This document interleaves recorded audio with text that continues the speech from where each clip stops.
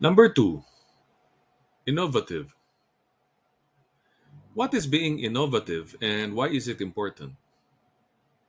There was a story about NASA preparing their moon mission in the time of John F. Kennedy. One of the things that they needed to invent was a pen that the astronauts could use to write in space. For a pen to work, you need gravity to pull the ink to the tip of the pen. However, since space does not have gravity, the ink will not be pulled to the tip of the pen.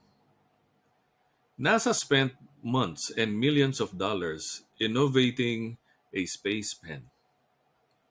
One day, news leaked about the Space Pen project. News traveled all the way to Russia. The space agency in Russia found out how long and how much money that the Americans were spending on this project. As soon as they read the news, they started laughing.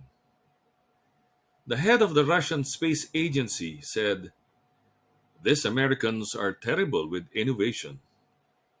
They had to spend millions of dollars for a space pen.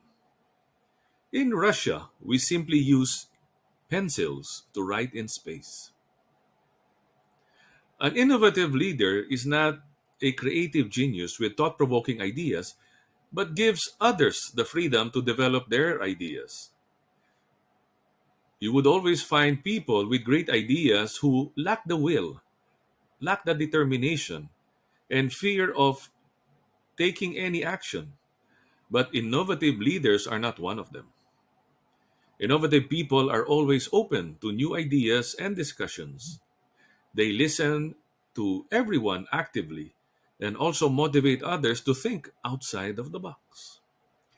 This quality gives them an edge over others since they are always hunting for creativity and innovations. As an innovative leader, Steve Jobs himself said, "Innovations distinguish between a leader and a follower." Who in the group got the opportunity to help their team come up with an innovative idea? Remember, innovation does not have to be big or bold. It could be something simple, but has a significant impact or improvement to the people around you or to the customer.